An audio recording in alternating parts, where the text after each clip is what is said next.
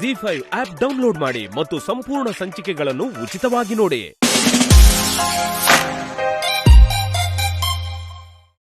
Mostly ಆ ಕ್ಷಣ ಬರಲ್ಲ ಅಂತ ಅನ್ಕೊಂಡಿದ್ದೀನಿ. ಮುಂದಿನ ಕ್ಷಣನೇ ನಮ್ ಕೈಯಲ್ಲಿ ಇಲ್ಲ ಅಂದ್ಮೇಲೆ ಅದು ಹೀಗೆ ಆಗತ್ತೆ ಅಂತ ತಿಳ್ಕೊಳ್ಳೋದು ತಪ್ಪಾಗತ್ತೆ.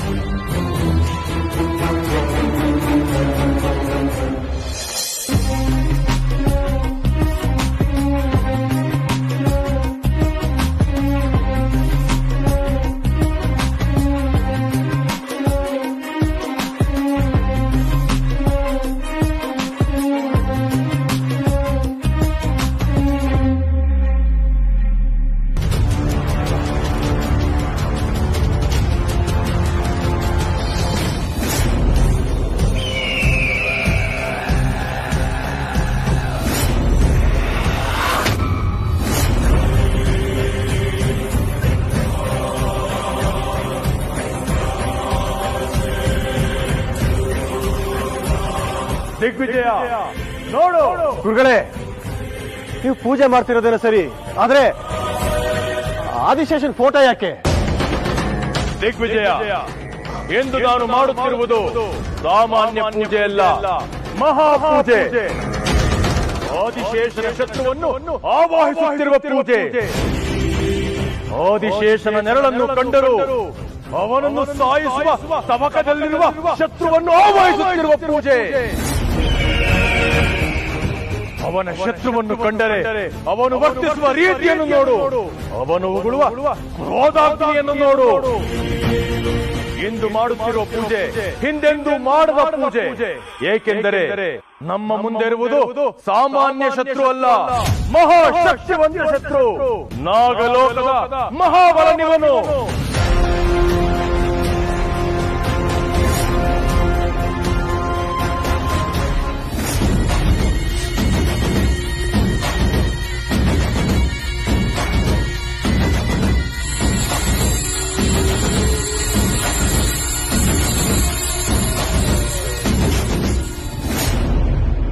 ಯಾಕೆ ಹೀಗೆ ನೋಡ್ತಿದ್ದೀರಾ? ಓ, ನೋಡೋದು ತಪ್ಪ?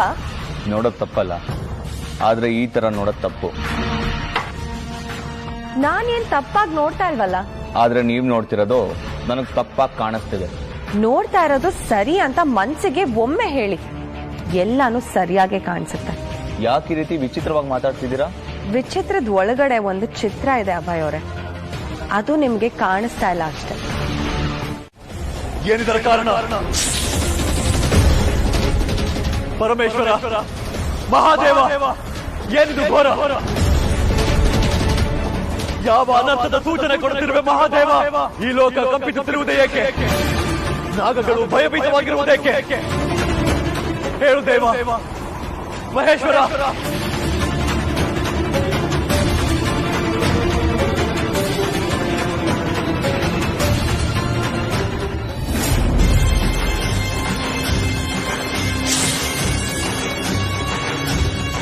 ಗುರುಗಳೇ, ಏನಿದು? ನೋಡು, ಇದು ಇವನ ಅಸಲಿ ರೂಪ. ಬೆಳೆದು ನಿಂತರೆ ಮುಗಿಲಂದ್ರೆ ಮುಟ್ಟಬಲ್ಲ, ಬಾಯಿ ತೆರೆದರೆ ಸೂರ್ಯ ಚಂದ್ರರನ್ನೇ ನುಂಗಬಲ್ಲ. ಇವನು ಸಾಮಾನ್ಯ ಅಸ್ತ್ರವಲ್ಲ, ಪ್ರಬಲವಾದ ನಾಗಾಸ್ತ್ರ. ನಾಗಲೋಕ ದಾನವ ಲೋಕದ ನಡುವೆ ಯುದ್ಧ ಸಾರಿದಾಗ ದಾನವರ ಪರ ನಿಂತ ಅನ್ನೋ ಕಾರಣಕ್ಕೆ ನಾಗಲೋಕದಿಂದ ಹೊರಹಾಕಲ್ಪಟ್ಟ ಸರ್ಪ ಸೂಪಿಣಿ ಇವನು. ದೇವದಾನವರ ಹೊರ ಪಡೆದ ಏಕೈಕ ಸರ್ಪ ಸೂಪಿಣಿ ಇವನು. ಇವನು ತಿಳಿದು ನಿಂತರೆ ಆದಿಶೇಷ ಕೂಡ ಒಂದು ತೃಣಕ್ಕೆ ಸಮಾನ.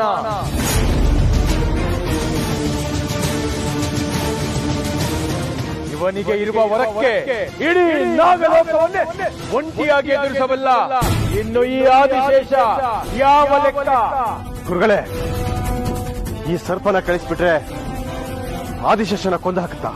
ಇಲ್ಲ, ಇವರನ್ನು ಕರೆದುಕೊಂಡು ಹೋಗಿ ಆದಿಶೇಷನ ಬಳಿ ಬಿಡಬೇಕು. ನಾನು ಈ ಸರ್ಪನ? ಹೌದು, ನೀನೇ. ಹೇಗೆ ಗುರುಗಳೇ? ಹೇಳ್ತೀನಿ.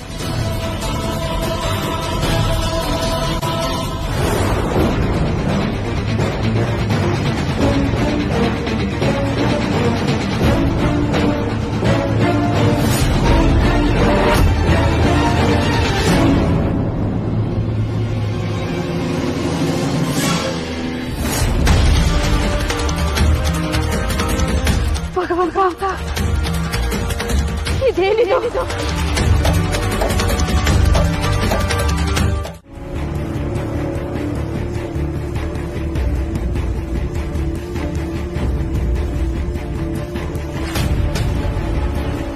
ಇದರಿಂದ ಮುಂದೆ ಆಗೋದನ್ನು ನೆನೆಸ್ಕೊಂಡ್ರೆ ನನಗೆ ಈಗಲೇ ಭಯ ಆಗ್ತಾ ಇದೆ.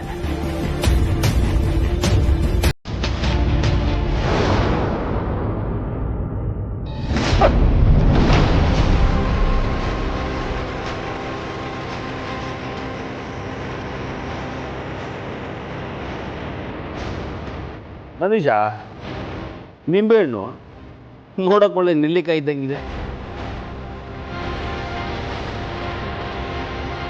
ಬೆಳಗ್ಗೆ ಚಿತ್ರಾನ್ನ ಆಗುತ್ತಲ್ವಾ? ಚಿತ್ರಾನ್ನ ಮಾಡ್ತಾರೆ.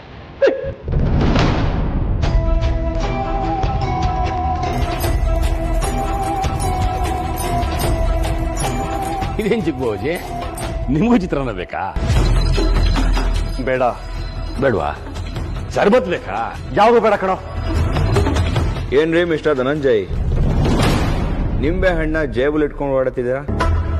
ಏನ್ ಸಮಾಚಾರ?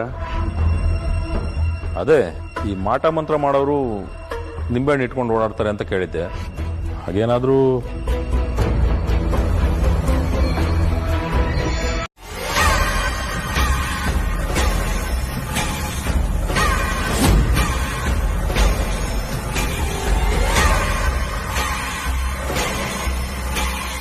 ಇವನಿಗೆ ಅಂತ ರೂಮ್ ಕೊಟ್ರು, ಹಾಲಲ್ಲಿ ಮಲಗಿದಾನಲ್ಲ, ಏನ್ ಮಾಡೋದೀಗ?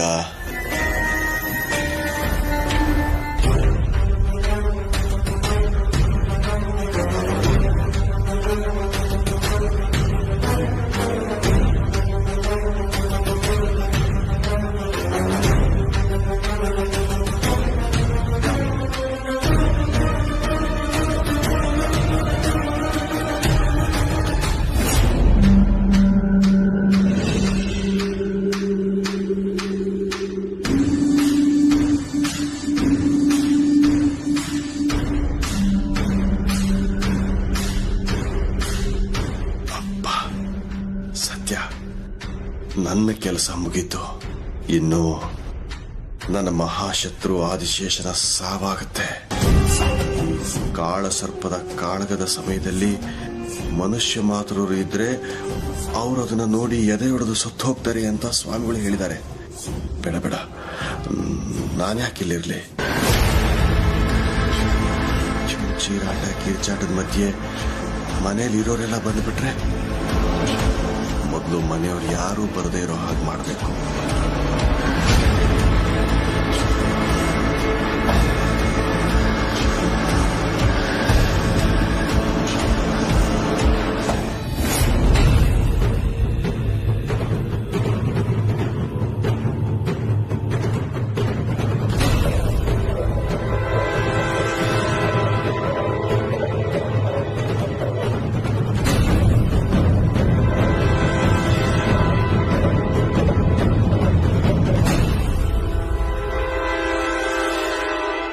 ಕಾಳಸರ್ಪ ಆವಾಹಯಾಮಿ, ಕಾಳಸರ್ಪ ಆವಾಹಯಾಮಿ.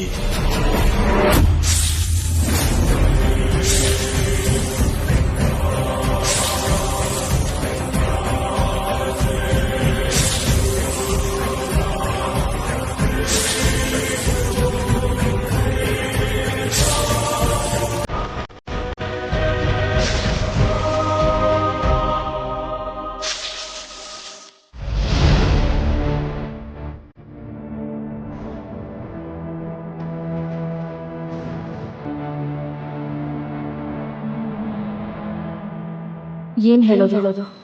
ಇವತ್ತು ನನ್ನ ನಾಗಿನಿ ರೂಪ ನೋಡ್ಬಿಟ್ಟಿದ್ದಾರೆ. ಇವ್ರಿಗೆ ನಾನು ನಾಗಿನಿ ಅಂತ ನನಗೆ ಗೊತ್ತು ಶಿವನಿ, ನೀನು ನಾಗ್ಲೋದು ಮಹಾಶಕ್ತಿವಂತ, ಎಲ್ಲ ಸತ್ಯನೂ ಗೊತ್ತು. ಆದ್ರೆ ನಾನು ಅದನ್ನ ನಿನ್ನ ಹತ್ರ ಹೇಳೋದಕ್ಕೆ ಗೊತ್ತಾಗ್ತಿಲ್ಲ ಅಷ್ಟೇ.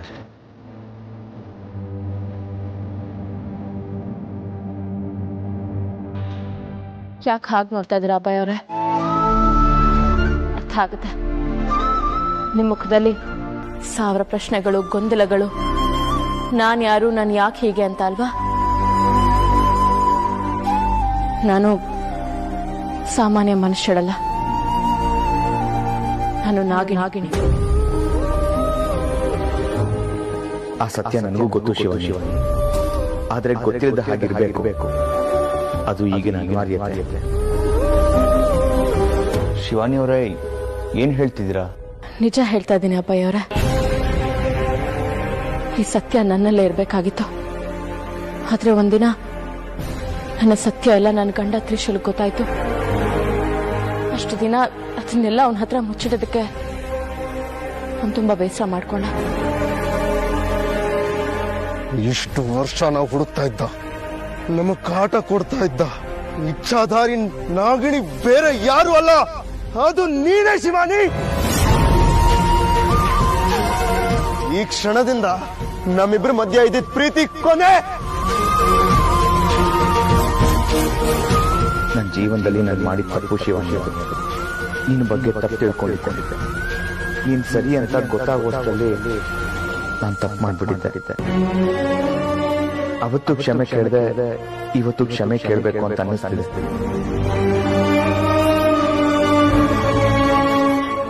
ಇವತ್ತು ಅಷ್ಟೇ ಸತ್ಯ ಹೇಳ್ಬೇಕು ಅಂತ ಹೇಳಿದ್ದಲ್ಲ, ಯಾಕೋ ಗೊತ್ತಿಲ್ಲ, ನಿಮ್ ಮುಂದೆ ನಿಂತಾಗ ಎಲ್ಲ ಹೇಳ್ಕೊಂಡ್ಬಿಡ್ಬೇಕು ಅನ್ಸುತ್ತೆ. ಸುಳ್ಳು ಹೇಳ್ಬೇಕು ಅಂತಾನೆ ಅನ್ಸಲ್ಲ. ದಯವಿಟ್ಟು ಈ ಸತ್ಯ ನಿಮ್ ಹತ್ರನೇ ಇರ್ಲಿ, ಬೇರೆ ಯಾರಿಗೂ ಗೊತ್ತಾಗದ್ ಬೇಡ.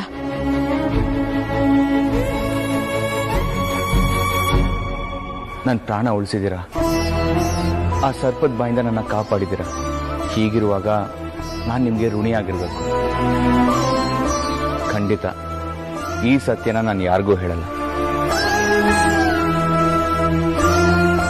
ಅಲ್ಲ, ನೀವೊಬ್ಬ ಪೊಲೀಸ್ ಅಧಿಕಾರಿ.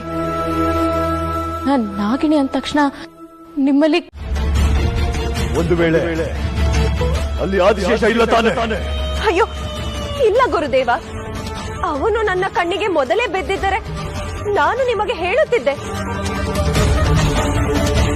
ಹಾಗಾದರೆ ಈ ಸೂಪಣಿಯ ಸಾವು ಹೇಗಾಯಿತು? ಶಿವಾನಿಯನ್ನು ಕೊಲ್ಲುವುದಕ್ಕಾಗಿ ಈ ಮಹಾಸರ್ಪವನ್ನು ಕಳಿಸುವ ಅವಶ್ಯಕತೆ ಏನಿದೆ?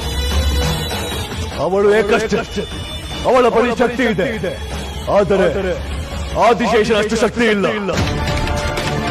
ಅವರಿಬ್ಬರು ಒಂದಾಗಿದ್ದರೆ ಮಾತ್ರ ಅವರ ಶಕ್ತಿ ಹೆಚ್ಚುತ್ತದೆ. ಇದು ಹೇಗೆ ಸಾಧ್ಯ?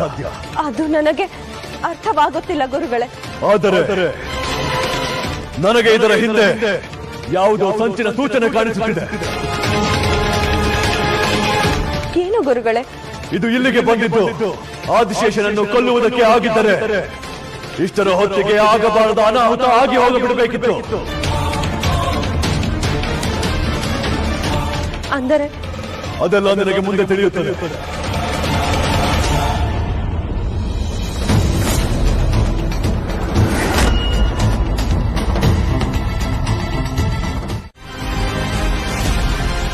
ಹೌದಾ? ಹೌದು ಗುರುಗಳೇ, ನೀವು ಕಳಿಸಿದ ಘಟಸರ್ಪ ಆದಿಶೇಷನಿಗೆ ಅಂತ್ಯ ಹಾಡುತ್ತೆ, ನಮ್ಮ ಸಮಸ್ಯೆಗಳೆಲ್ಲ ಕೊನೆಗಾಡುತ್ತೆ ಅಂತ ಹೇಳಿದ್ದೆ. ಆದ್ರೆ ಆ ಘಟಸರ್ಪದಿಂದ ಯಾವ ಪ್ರಯೋಜನವೂ ಆಗಲಿಲ್ಲ. ಆದಿಶೇಷ ಬದುಕಿದ್ದಾನೆ. ಆ ಘಟಸರ್ಪ ಏನಾಯ್ತೋ ಗೊತ್ತಿಲ್ಲ.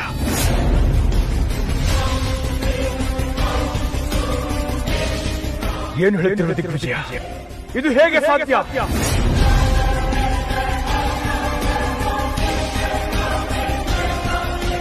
ಅಂದ್ರೆ ಇವನು ಧನಂಜಯ ಅಲ್ಲ, ದಿಗ್ವಿಜಯ.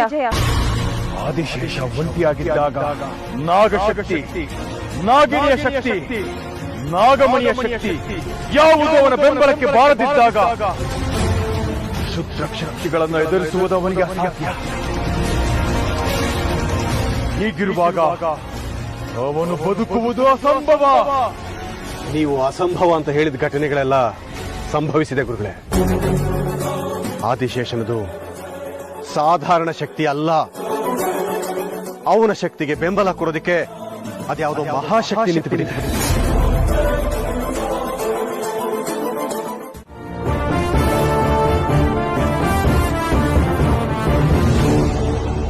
ನೀವು ಈ ಲೋಕದವರು, ಇಲ್ಲಿನ ರೀತಿ ನಿಯಮಗಳಿಗೆ ಬದ್ಧರಾಗಿ ಬದುಕ್ತಾ ಇರೋರು.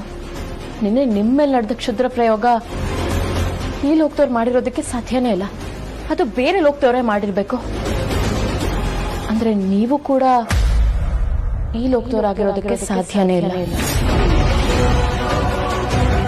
ಶಿವಾನಿಯವರೇ, ಏನ್ ನಿಮ್ಮ ಮಾತಿನ ಅರ್ಥ?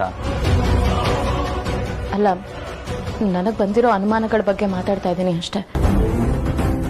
ನಾನು ನಾಗಲೋಕದವಳು, ನಾಗಗಳ ಬಗ್ಗೆ ತುಂಬಾ ಚೆನ್ನಾಗಿ ತಿಳ್ಕೊಂಡಿರೋಳು. ನಾಗಗಳು ಸುಮ್ಮನೆ ಯಾರಿಗೂ ತೊಂದರೆ ಕೊಡೋದಕ್ಕೆ ಬರೋದಿಲ್ಲ. ಅವ್ರ ಮೇಲೆ ಕ್ಷುದ್ರ ಪ್ರಯೋಗ ಆಗಿದ್ರೆ ಮಾತ್ರ ದಿಕ್ಕು ತಪ್ಪಿ ಅವರು ಬೇರೆಯವ್ರಿಗೆ ತೊಂದರೆ ಕೊಡೋಕ್ ಸಾಧ್ಯ. ನಿನ್ನೆ ನಿಮ್ಮ ಮೇಲಾಗಿದ್ದು ಅದೇ. ಹಾಗಾದ್ರೆ ಆ ಕ್ಷುದ್ರ ಪ್ರಯೋಗ ನಿಮ್ಮ ಮೇಲೆ ಯಾರು ಮಾಡಿರ್ಬೋದು? ಶಿವಾನಿಗೆ ನನ್ನ ಮೇಲೆ ಅನುಮಾನ ಬರ್ತಾ ಇದೆ. ನಾನು ಹೇಳೋ ಸತ್ಯದಿಂದ ಮುಂದೇನೋ ಅನಾಹುತ ಆಗುತ್ತೆ. ನಾನು ಸತ್ಯ ಹೇಳೋ ಹಾಗಿಲ್ಲ. ಹಾಗಂತ ಇವಳು ಅನುಮಾನ ಜಾಸ್ತಿ ಮಾಡೋ ಹಾಗೂ ಇಲ್ಲ. ಶಿವಾನಿಯವರೇ, ಏನ್ ಗೊತ್ತಾ, ನೀವು ನಾಗ್ಲೋಗ್ದವ್ರಲ್ವಾ, ಮೋಸ್ಟ್ಲಿ ಅವರು ನಿಮಗ್ ತೊಂದರೆ ಕೊಡೋದಕ್ ಬಂದಿದ್ರು ಅಂತ ಅನ್ಸುತ್ತೆ. ನಾನು ಹಾಲಲ್ಲೇ ಮಲಗಿದ್ನಲ್ಲ, ನಾನ್ ಕಣ್ಣಿಗೆ ಬಿದ್ದಿದ್ದೀನಿ, ನನಗ್ ತೊಂದರೆ ಕೊಟ್ಟಿದ್ದಾರೆ. ಅಲ್ಲ, ಹಾಗಲ್ಲ ನಾನು ಹೇಳ್ತಿರೋದು. ಅಯ್ಯೋ, ಈಗ ಆ ವಿಷಯ ಬಿಡಿ. ಇನ್ಮೇಲೆ ಆ ವಿಷಯ ಮಾತಾಡೋದೇ ಬೇಡ. ಅದನ್ನ ನೆನ್ಸ್ಕೊಂಡ್ರೇನೆ ನನಗೆ ಭಯ ಆಗುತ್ತೆ. ಅದಕ್ಕೆ ಆ ವಿಷಯದ ಬಗ್ಗೆ ಮಾತಾಡೋದಾಗ್ಲಿ ಯೋಚನೆ ಮಾಡೋದಾಗ್ಲಿ ಮಾಡಲೇಬಾರ್ದು ಅಂತ ಡಿಸೈಡ್ ಮಾಡಿದ್ದೀನಿ. ಸರಿ, ನಾನು ಬರ್ತೀನಿ.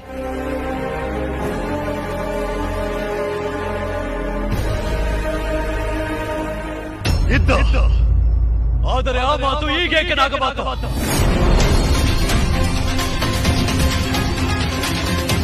ಬೇಡ ಬೇಡವೆಂದರು ಆ ನೆನಪುಗಳು ಕಾಡುತ್ತಿವೆ ಗುರುದೇವ.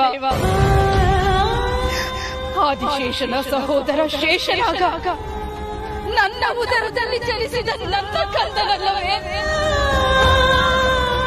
ಈ ನಾಗಲೋಕದಿಂದ ದೂರವಾಗಿ ಇಂದಿಗೆ 125 ಸಂವತ್ಸರಗಳು ಕಳೆದು ಹೋದವು. ಅವನ ನೆನಪುಗಳು ಬಿಡದೆ ಕಾಡುತ್ತಿವೆ ಗುರುವರ್ಯ. ಅವನು ನನ್ನ ಕಂದನಲ್ಲವೇ? ನಿಮ್ಮ ಇನ್ನೊಬ್ಬ ಮಗ ಆದಿಶೇಷನ ತಮ್ಮ ಶೇಷನಾಗ ಈ ಲೋಕದ ನೀತಿ ನಿಯಮಗಳ ವಿರುದ್ಧ ಹೋಗಿ ಈ ಲೋಕದಿಂದ ದೂರವಾದವ. ಮಗನ ಬಗ್ಗೆ ಅಂದಾಗ ಮಾತೃ ಹೃದಯಕ್ಕೆ ನೋವಾಗುವುದು ಸಹಜ. ಆದರೆ ಆದಿಶೇಷನ ತಮ್ಮ ಶೇಷನಾಗ ನಿಮ್ಮ ಮಗ ಎಂಬ ಕಾರಣಕ್ಕೆ ಅವನು ಮಾಡಿದ್ದೆಲ್ಲ ಸರಿಯಲ್ಲ ನಾಗಮಾತ. ಅವನು ಸರಿ ಇದ್ದಾಗ ತಾನೆ ಅವನು ಪ್ರೇತ ಲೋಕದ ಮೇಲೆ ಯುದ್ಧ ಮಾಡೋದಕ್ಕಾಗಿ ಒಬ್ಬನೇ ಹೋಗಿದ್ದು.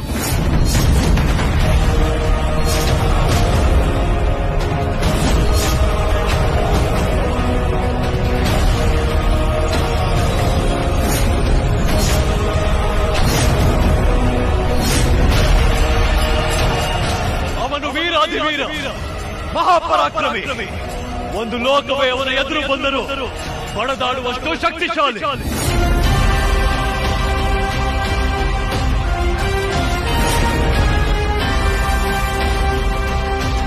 ಈ ನಾಗಲೋಕಕ್ಕೆ ಭಾವಿ ಯುವರಾಜನಾಗಬೇಕಾಗಿದ್ದ ಶೇಷನಾಗ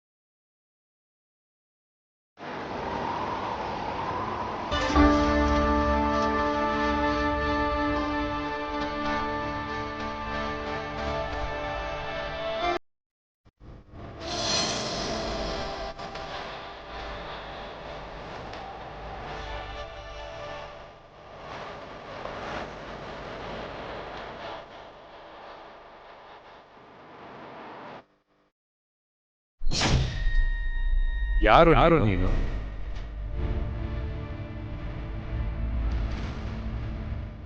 ಮೋಹಿನಿ, ಪ್ರೇತಲೋಕದ ರಾಜಕುಮಾರಿ. ಇದು ಪ್ರೇತಲೋಕ. ಇಲ್ಲಿ ಬರಲು ಬೇರೆ ಲೋಕದವರು ಎದುರುತ್ತಾರೆ. ಆದರೆ ನೀನು ಹಾಗಿದ್ದಾಗ ಇವಳಿಗೆ ಅಭಯ ಕೊಡಬೇಕಾಗಿರುವುದು ನನ್ನ ಜವಾಬ್ದಾರಿ ಮಾತ್ರ ಅಲ್ಲ, ಈ ನಾಗಲೋಕದ ಜವಾಬ್ದಾರಿ. ಶೇಷನಾಗ ನಿಶಾಚರ ಪಿಶಾಚಿಗೆ ನಾಗಲೋಕದಲ್ಲಿ ಆಶ್ರಯ ಕೊಟ್ಟರೆ ಈ ನಾಗಲೋಕವು ಪ್ರೇತಾಲಯವಾಗುವುದು. ಆಶ್ರಯದ ಅಭಯವನ್ನಿತ್ತರೆ ಅದು ದುರಂತ. ಮುಂದೊಂದು ದಿನ ನೀನು ಯುವರಾಜನಾಗಬೇಕಾದವನು ಅನ್ನೋ ಒಂದೇ ಒಂದು ಕಾರಣಕ್ಕೆ ಎಷ್ಟು ಹೊತ್ತು ಸೋಮನಿದ್ದೆ. ನೀನಲ್ಲದೆ ಬೇರೆ ಯಾರಾದರೂ ಆಗಿದ್ದರೆ ಈ ಕೂಡಲೇ ಅವರನ್ನು ಭಸ್ಮ ಮಾಡಿಬಿಡುತ್ತಿದ್ದೆ.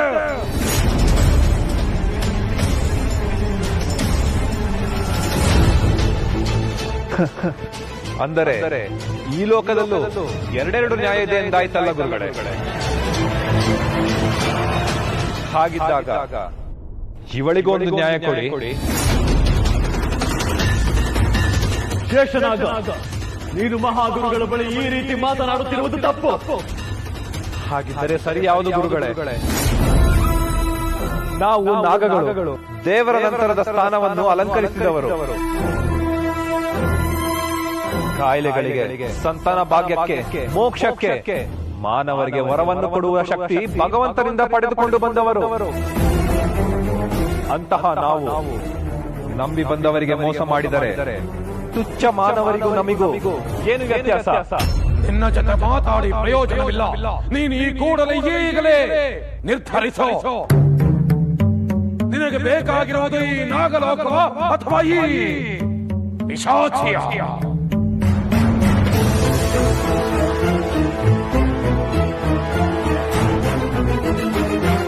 ನನಗೆ ಬೇಕಾಗಿರುವುದು ನಾನು ಇವಳ ಜೊತೆ ಇರುವ ಈ ಲೋಕ.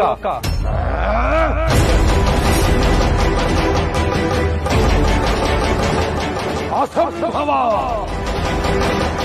ನೀನು ಇದೇ ಉದ್ಧಟತನದಲ್ಲಿ ಮಾತನಾಡುತ್ತಿದ್ದರೆ ನಾಗ ಸೈನಿಕರು ನಿನ್ನನ್ನು ಕಾರಾಗೃಹಕ್ಕೆ ತಳ್ಳುವರು.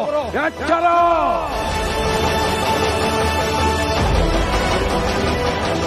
ಒಂದು ಲೋಕವನ್ನು ಗೆದ್ದು ಬರುವ ಶಕ್ತಿ ಇರುವ ನನಗೆ ಈ ಸೈನಿಕರು ಬರೀ ತೃಣ. ಈ ಲೋಕವನ್ನೇ ಎದುರಿಸುವ ಮಾತೆ ಅದು ಈ ಪ್ರೇತಾತ್ಮಕ್ಕೋಸ್ಕರ. ಇವಳು ಪ್ರೇತಾತ್ಮವಲ್ಲ, ನನ್ನ ಪ್ರೇಮಾತ್ಮ.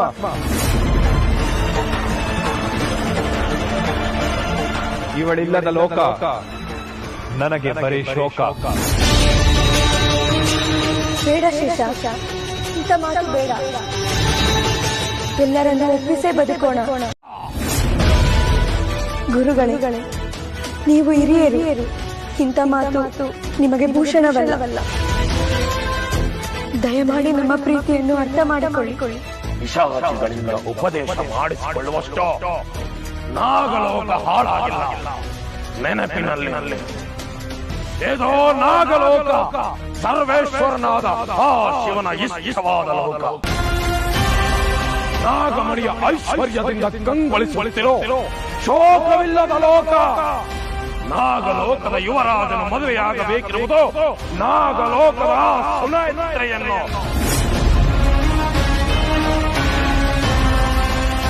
ಪ್ರೇತಾಲೋಕದ ನಿನ್ನನ್ನಲ್ಲ. ಇದು ನಾಗಲೋಕದ ನಿಯಮ, ಆ ಶಿವನ ನಿಯಮ.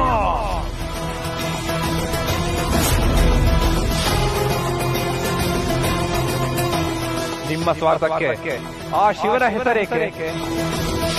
ಶಿವನ ಕಣ್ಣಲ್ಲಿ ಎಲ್ಲರೂ ಒಂದೇ ಅಂದಾಗ ನಮ್ಮನ್ನು ಬೇರೆ ಮಾಡುವ ಪ್ರಯತ್ನ ಏಕೆ? ಶೇಷನಾಗ ನಾಗಲೋಕ ನಾಗಲೋಕವಾಗಿ ಉಳಿದಿರೋದು ಬೇರೆ ಲೋಕದವರ ಜೊತೆ ಸಂಬಂಧ ಬೆಳೆಸಿ ಸಂಕರ ವರ್ಗ ಸೃಷ್ಟಿಯಾಗದ ಕಾರಣಕ್ಕೆ. ಇದು ಹಾಗೆ ಉಳಿಯಬೇಕು. ಇದು ಆ ಶಿವನ ಕಟ್ಟಪ್ಪಣೆ. ಅಂತ ಅಪ್ಪಣೆ ದೇವರು ಕೊಡಲಾರ. ಒಂದು ವೇಳೆ ಕೊಟ್ಟರೆ ಆ ಶಿವನು ದೇವರೇ ಅಲ್ಲ. ಶೇಷನಾಗ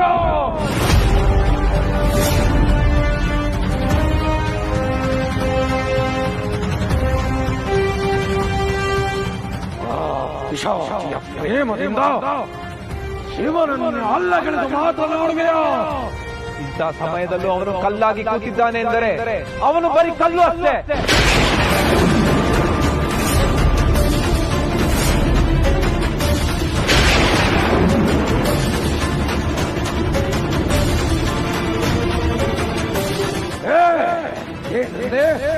ಶಿವನನ್ನು ಕಲ್ಲು ಎನ್ನುವಷ್ಟು ತಾಳ್ಸುತ್ತೇವೆ. ನಿನ್ನನ್ನು ಈಗಲೇ ಕಲ್ಲು ಮಾಡುವೆ. ಹರ ಹರ ಮಹಾದೇವ.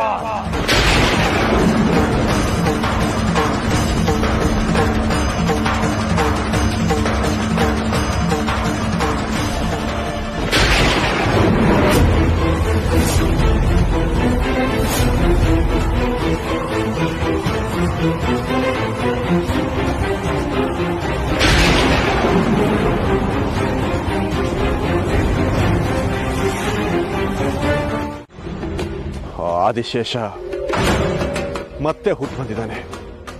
ನಮ್ಮನೆಯಲ್ಲೇ ಇದ್ದಾನೆ. ನೀವಿಲ್ದೆ ನಾನು ತುಂಬಾ ತೊಂದರೆ ಅನುಭವಿಸ್ಬಿಟ್ಟೆ. ನಾನು ನನ್ನ ಫ್ರೆಂಡ್ಸ್ನೆಲ್ಲ ಕಳ್ಕೊಂಡ್ಬಿಟ್ಟೆ ಗುರುಗಳೇ. ಆದರೆ ಈಗ ನೀವು ಬಂದಿದ್ದೀರಲ್ಲ, ನನಗೆ ಸಮಾಧಾನ ಆಯ್ತು. ಹಾಗೆ ನನ್ನ ಪ್ರಾಣಕ್ಕೆ ಭರವಸೆನೂ ಸಿಕ್ತು. ತಾಳ್ಮೆ ದಿಗ್ವಿಜಯ, ತಾಳ್ಮೆ. ಗುರುಗಳೇ, ನೀವು ಹೇಳೋ ತಾಳ್ಮೆ ನನ್ನನ್ನೇ ಮುಗಿಸ್ಬಿಡುತ್ತೆ. ಅದಕ್ಕೂ ಮೊದಲು ಹೇಗಾದ್ರೂ ಮಾಡಿ ಆದಿಶೇಷನ ಮುಗಿಸೋದಕ್ಕೆ ಒಂದು ದಾರಿ ತೋರಿಸಿ. ಇದು ಮೂರ್ಖತನದ ಪರಮಾವಧಿ ದಿಗ್ವಿಜಯ. ನೀನು ಆದಿಶೇಷನನ್ನು ಸಾಯಿಸಿದ ಮರುಕ್ಷಣವೇ ನೀನು ನಾಗಮಣಿಗೆ ಅಧಿಪತಿ ಆಗುತ್ತೇನೆ ಅಂದುಕೊಂಡೆಯ. ನಿನಗೆ ನಾಗಮಣಿಯ ಶಕ್ತಿ ಬೇಕು ಅಂದ್ರೆ ಆದಿಶೇಷ ಬದುಕಿರಲೇಬೇಕು.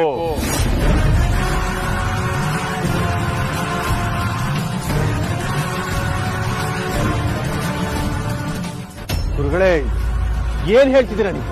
ನಿನ್ನ ಅನುಮಾನ ಹೊರಬಂದು ನಿನಗೆ ಆದಿಶೇಷ ಅನ್ನೋ ಸತ್ಯ ತಿಳಿದಿದೆ ಅಂತ ಅವನು ಗೊತ್ತಾದ್ರೆ ಅಲ್ಲಿಗೆ ಸರ್ವನಾಶ. ಅವನಿಗೆ ಏನಾದರೂ ತೊಂದರೆ ಆದ ಮರುಕ್ಷಣವೇ ನಾಗಿಣಿ ನಿನ್ನ ಸಾಯಿಸಿ ಹಾಕ್ತಾಳೆ.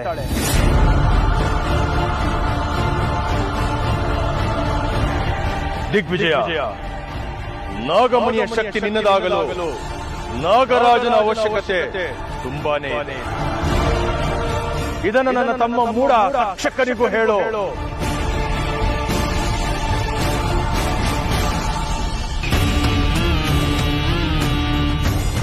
ತಗೋ, ಇದನ್ನು ನನ್ನ ಗುರುತಾಗಿ ಅವನಿಗೆ ತೋರಿಸು.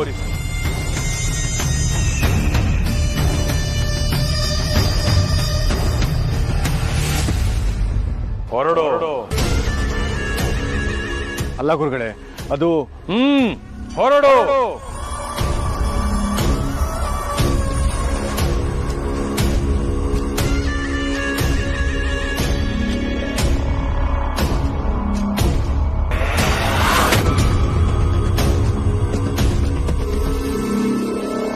ZEE5 ಆಪ್ ಡೌನ್ಲೋಡ್ ಮಾಡಿ ಎಲ್ಲಾ ಸಂಚಿಕೆಗಳನ್ನು ಸಂಪೂರ್ಣ ಉಚಿತವಾಗಿ ನೋಡಿ.